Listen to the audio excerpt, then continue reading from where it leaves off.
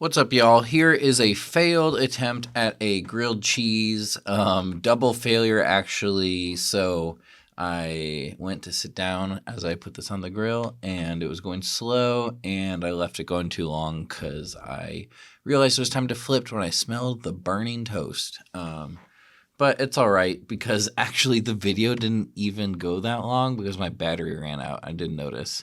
This was a disaster, but I still recorded it, so I'm going to make something. So anyway, here is me reading a good article that I wrote today. This was in Defector by Gary Nathan, and the title is J.D. Vance is a hog that'll eat any slop. Here we go. The operating principle of J.D. Vance's life and politics seems to be as follows. How can I serve every powerful person while appealing to literally no normal person? There is no boot he won't lick, no special interest he won't kowtow to, no family member he won't throw under the bus in order to advance his standing in the administration of a man he previously saw as America's Hitler. He'll even take on the grimy work when necessary.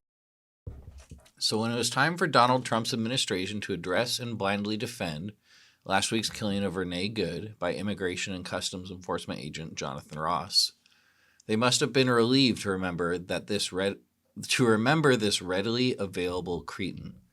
Someone servile and charmless, someone who could absorb the reputational damage that might follow reckless endorsement of a point-blank execution by an officer of the federal government. Where was that guy when he needs some shit eaten? The vice president made a rare appearance in the White House press briefing room on January 8th. The previous day, he was willing to characterize the event as a tragedy, albeit, according to him, one of Good's own making. But in his televised remarks, he decided to stake out a more extreme position. Even his boss, shown a new angle of the video that same day by the New York Times, found more ambiguity. It's a terrible scene. I think it's horrible to watch. No, I hate to see it. When you are trailing Donald Trump on issues of nuance and delicacy around a tragedy, you should drop everything and walk into the wilderness. In his press briefing, Vance offered cautious blanket statements while hitting his regime-centric messaging. Instead, he went above and beyond the call of duty. He was worse than a replacement-level cog in the Trumpist machine. He showed up with a sneer and an armful of broad, indefensible statements about a case still unfolding in real time. Vance claimed that Good was part of a left-wing network to attack, to dox, to assault, and to make it impossible for our ICE officers to do their job. When a reporter asked who was responsible for such a network, he said, "Well, it's one of the things we're going to have to figure out." Another reporter asked Vance if he was preempting a thorough investigation by speaking so declaratively about the incident at such an early stage. The Department of Homeland Security is already investigating this, but the simple fact, what you see is when you get in this case, you have a woman who is trying to obstruct a legitimate law enforcement operation. Nobody debates that, Vance said. I debate that. He continued, you have a woman who aimed her car at a law enforcement officer and pressed on the accelerator. No one debates that. These were already indefensible claims at the time, and his lies looked even more unhinged as more details and more video emerged. Then again, Vance has always been willing to create stories when it is politically expedient to do so, even if it means inventing pet-eating Haitians. True to form, it was not the human stakes that inspired emotion in Vance most.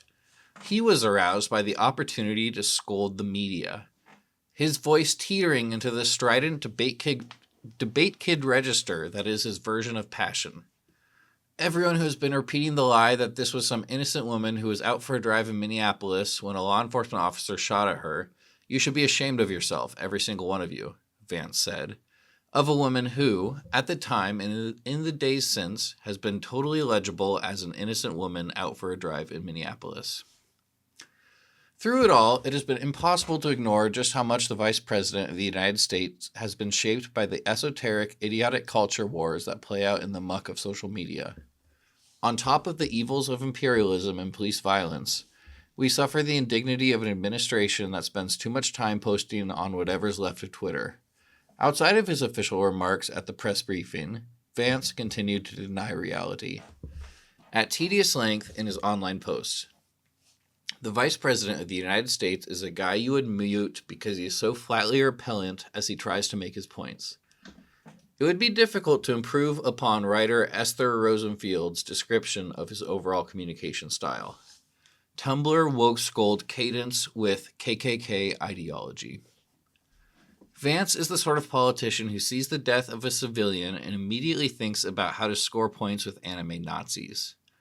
One can only hope that this narrow, profoundly anti-human approach dooms him to a future of irrelevance. But I'm not sure how things work anymore. One Horvath video from last week captures good last words to Ross. That's fine, dude. I'm not mad at you. A few gunshots later, her car is careening into a parked car, and Ross is muttering, "Fucking bitch."